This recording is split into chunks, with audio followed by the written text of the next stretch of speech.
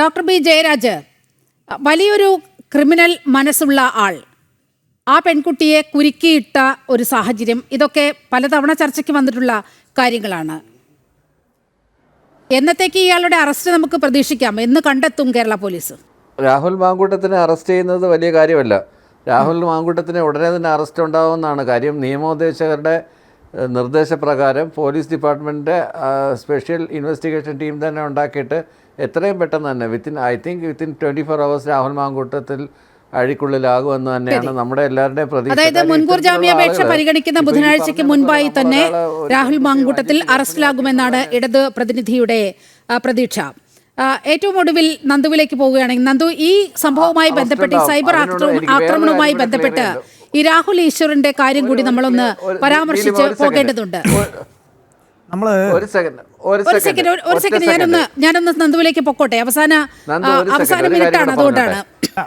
ദേശീയവാദിയായി ചമഞ്ഞുകൊണ്ട് ഈ മാധ്യമങ്ങളിൽ ഇരിപ്പുറപ്പിക്കുക മാത്രവുമല്ല, എന്താണ് പൊതുജനം ചിന്തിക്കുന്നത് അതിന്റെ റിബലായി ചിന്തിക്കുന്ന ഒരു മനോഭാവം, ഈ പ്രത്യേകിച്ചും പ്രതിസ്ഥാനത്ത് നിൽക്കുന്നവർക്ക് വേണ്ടി അവരുടെ നാവായി പ്രവർത്തിക്കുന്ന രാഹുൽ ഈശ്വർ, ആ രാഹുൽ ഈശ്വറിന്റെ മുഖംമൂടിയാണ് ഇവിടെ അഴിഞ്ഞു വീണിരിക്കുന്നത്. രാഹുൽ ഈശ്വർ കസ്റ്റഡിയിലാകുന്ന സാഹചര്യം കൂടി വന്നിരിക്കുകയാണ്. ആ വ്യക്തിയെ കൂടി നമുക്കൊന്ന് പരാമർശിച്ചു പോകണം ഈ ഘട്ടത്തിൽ. ശ്രീ രാഹുൽ ഈശ്വറിനെ സംബന്ധിച്ചിടത്തോളം നമ്മൾ രാഹുൽ ഈശ്വറിനെ വളരെ സ്പെസിഫൈ ചെയ്ത് ജനം ശ്രദ്ധിക്കുന്നത് ഈ പറയുന്ന രാഹുൽ ഈശ്വറിൻ്റെ ചില നിലപാടുകളാണ്. അതായത് ഈ പറയുന്ന രാജ്യത്തെ വിധ്വംസക പ്രവർത്തനം നടത്തുന്ന ചില സംഘടനകൾക്ക് വേണ്ടി അദ്ദേഹം നടത്തിയിട്ടുള്ള ചില പരാമർശങ്ങൾ, ചില ചാനൽ ഡിബേറ്റുകളിലൊക്കെ അദ്ദേഹം നടത്തിയിട്ടുള്ള ചില പരാമർശങ്ങളിലൂടെയാണ് ജനങ്ങൾ അദ്ദേഹത്തെ കാര്യമായി ശ്രദ്ധിച്ചു തുടങ്ങുന്നത്. അങ്ങനെ എന്ത് വിറ്റിട്ടായാലും അതെല്ലാം വിറ്റിട്ട് പണമുണ്ടാക്കുക എന്നുള്ള നിലയിലേക്ക് ഒരു ആർത്തിയുടെ ഭാഗമായ ഒരു മനുഷ്യൻ എത്രത്തോളം അധപ്പതിക്കാം എന്ന് ചോദിച്ചാൽ അതിൻ്റെ ഏറ്റവും വലിയ ഉദാഹരണമാണ് ശ്രീ രാഹുൽ ഈശ്വർ.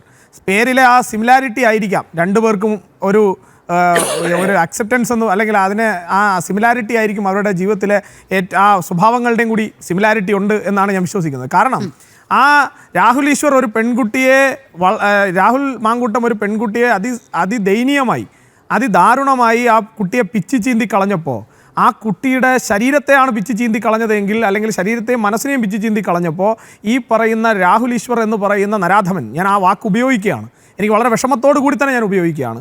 കാരണം അദ്ദേഹത്തെ പോലെ ഒരു മനുഷ്യൻ എങ്ങനെയാണ് ഒരു പെൺകുട്ടിയെ ഇത്തരത്തിൽ സൈബർ ഇടത്തിൽ അദ്ദേഹത്തിൻ്റെ നാവിൻ്റെ തുമ്പിൽ, പേനയുടെ തുമ്പിൽ ഈ പറയുന്ന സൈബർ സ്പേസുകൾ ഉപയോഗപ്പെടുത്തിക്കൊണ്ട് ആ പെൺകുട്ടിയെ വീണ്ടും വീണ്ടും വീണ്ടും ക്രൂരമായി പോസ്റ്റ്മോർട്ടം ചെയ്യാൻ തയ്യാറായത് എന്നുള്ളത് കേരളീയ പൊതുസമൂഹം അദ്ദേഹത്തെക്കുറിച്ച് ചർച്ച ചെയ്യണം.